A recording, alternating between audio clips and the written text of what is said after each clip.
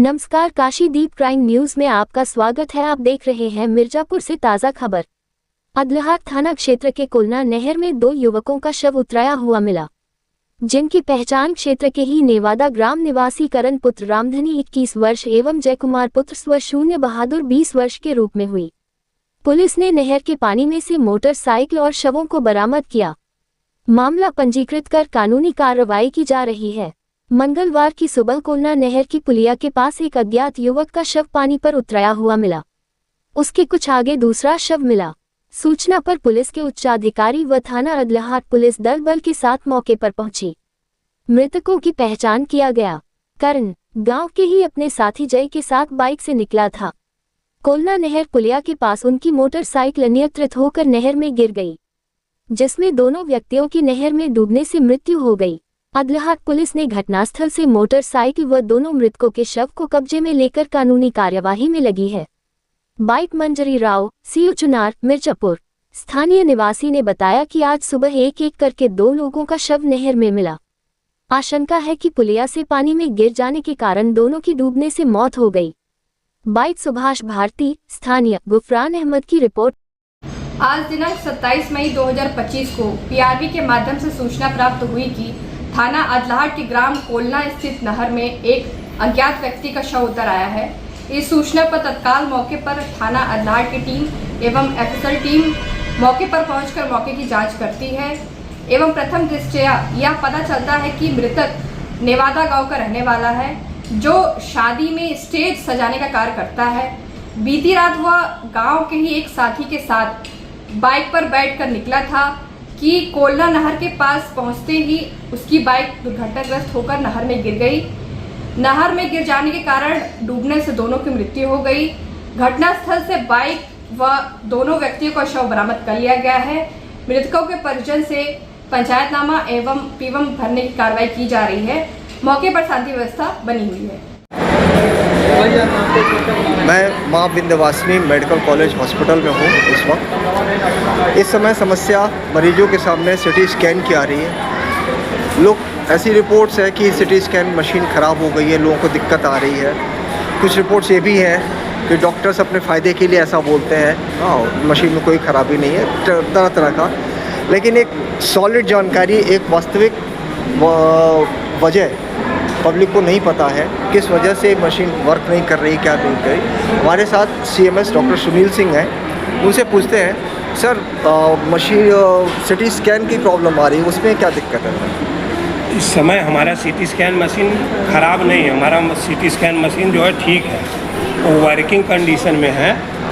उसमें गड़बड़ ये हुआ है कि उसका जो न्यूट्रल जो होता है 0 होता है या 1 या 2 तक होता है, उसमें हमारा जो है न्यूट्रल 87.3 वोल्ट की आ रही है। तो हम लोगों को उससे ख़तरा ये हो सकता है कि अगर उसमें मैं पेशेंट को सीटी स्कैन करने के लिए कहता हूँ तो उसको जो है करंट मारने की संभावना बढ़ जाती है, उससे दुर्घटनाएं घट सकती हैं। और फिर जो है अगर एक बार मशीन उससे ख़राब हुई तो ये मशीन बाहर से है, तो इसके लिए जो है फिर हमको 1 से 2 महीने तक वेट करना पड़ेगा इसके पार्ट के लिए। तो मशीन तो जैसा लोग आजकल कह रहे हैं कि मशीन को ख़राब कर दिया गया है, इस तरह की गलत दुर्भावना से इस तरह से कर रहे हैं, गलत से कुछ लोग इसको दुष्प्रचार कर रहे हैं। सरकार ने बहुत ही अच्छी मशीन लगाई है, केवल उसमें वोल्ट आ रहा है 87.3। अब उसको हम लोग जो है ठीक करके तुरंत फिर सीटी स्कैन को चालू करवा देंगे। इंजीनियर जो है दिल्ली से इंजीनियर इसके आते हैं, इंजीनियर आकर के देख करके उन्होंने ही उसको जो है बताया और लिखित में दिया है।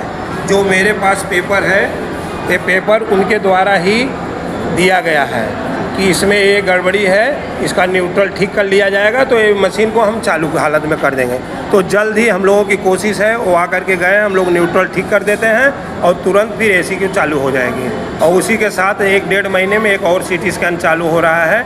हम लोगों का प्रिंसिपल साहब का इस समय बहुत बड़ा योगदान है इस अस्पताल के लिए, और वो इसमें लग करके पूरी तरह से कार्य कर रहे हैं। और जल्द ही हम लोग एक और सीटी स्कैन की पीपीपी मॉडल पे चालू करने वाले हैं। और इसमें प्रशासन से लेकर के सबको बहुत बड़ा योगदान है। हमारे सीएमएस, प्रिंसिपल सर, सब लोग इसमें लगे हैं। हम लोग और इस अस्पताल में लिफ्ट भी 2 लिफ्ट अभी चालू करने वाले हैं, एक हफ्ते में वो भी चालू कर देंगे। और जितने भी कार्यक्रम हो रहे हैं जल्द से जल्द सबके सामने हम लोग बताएंगे कि क्या क्या हम लोगों का प्रोजेक्ट है और क्या आगे की संभावना है। हम उसको डॉक्टर साहब, अभी सिटी स्कैन मशीन जो आई है बहुत सोफिस्टिकेटेड है, इसकी बारीकियों की बात कर रहे थे, इसके बारीकियों में ये सिटी स्कैन 128 स्लाइस की है जो हमारे एम्स में और BHU में उपलब्ध है।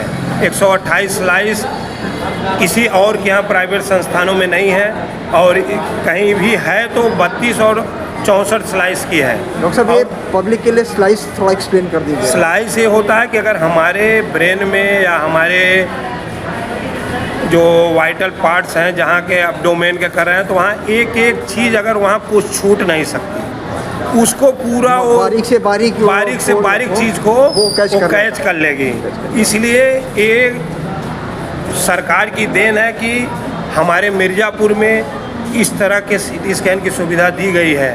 ये मशीन बहुत ही महंगी आती है, और ये हम लोग सरकार के जो है हम लोगों का आशीर्वाद है कि जो है हमारे माँ विंध्यवासिनी मेडिकल कॉलेज में ऐसा सिटी स्कैन की सुविधा सरकार ने दिया है।